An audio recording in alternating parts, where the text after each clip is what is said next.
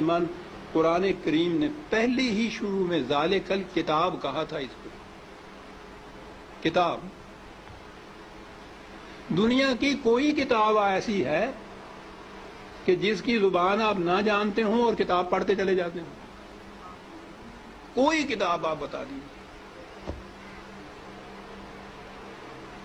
زبان نہ جاننا تو ایک طرف، فرض کرو زبان جانتے بھی ہوں اور وہ کتاب کی زبان ذرا مشکل ہو تو آپ ایک آدھ صفحہ پڑھ کے کہہ دیتے ہیں کہ نہیں صاحب میری سمجھ میں نہیں آتی.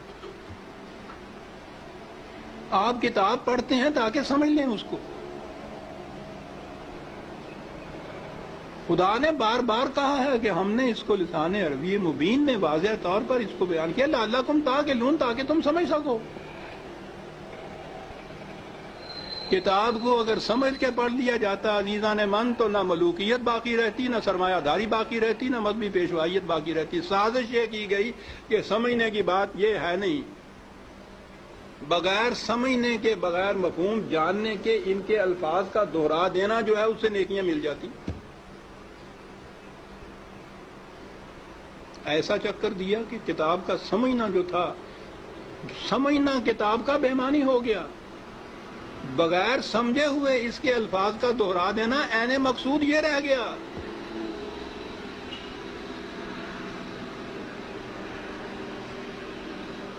اعلیٰ سے اعلیٰ درجے کی کسی طبیب، حکیم کی، فلاسفر کی نسخوں کی کتاب، ہر مرض کا نسخہ جہاں لکھا ہو اس کے اندر، آپ اس کو سمجھے نہیں اس زبان کو اور وہ نسخے زبانی یاد کر لیں اور صبح اٹھ کے ان کو نسخوں کو رٹتے رہیں، شام تک بولتے رہیں.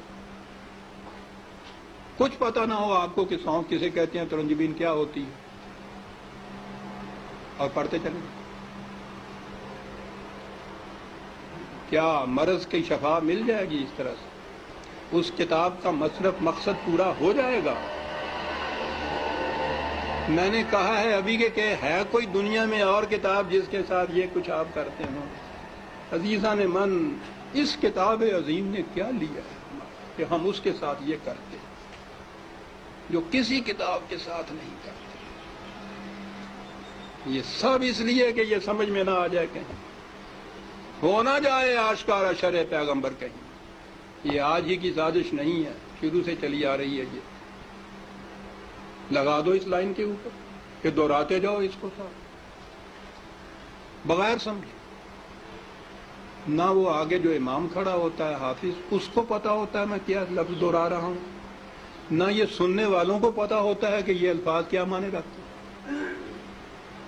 دونوں ہی مطمئن ہوتے ہیں کہ ثواب حاصل ہوتا ہے.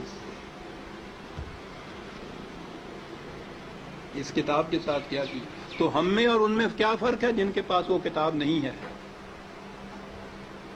فرق یہ ہے کہ ہم دور مجرم ہیں.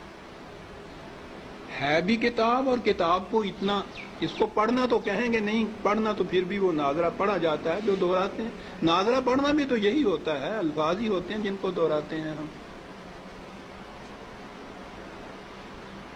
یہ کتاب ہدایت تھی، یہ وہ نقشے اس میں دیے ہوئے تھے کہ فلاں دوراہے پہ پہنچو تو دائیں کی طرف مڑ جاؤ تو اس طرف جاؤ گے، بائیں کی طرف کا راستہ اس طرف چلا جائے گا. نہیں سمجھتے اس کو. ہر مرض کی شفا تھی اس میں، دہرائے چلے جا رہے. یہ ایک پورا ریلا حفاظ جسے کہتے ہیں، صرف حفظ کیا ہوا، کچھ معنی نہیں جانتے. اسی میں وہ پھر قاری آ جاتے ہیں، حفظ بھی کیا ہے، پڑھتے بھی ہیں، پھر قرأت کے ساتھ گا گا کے پڑھا جاتا ہے.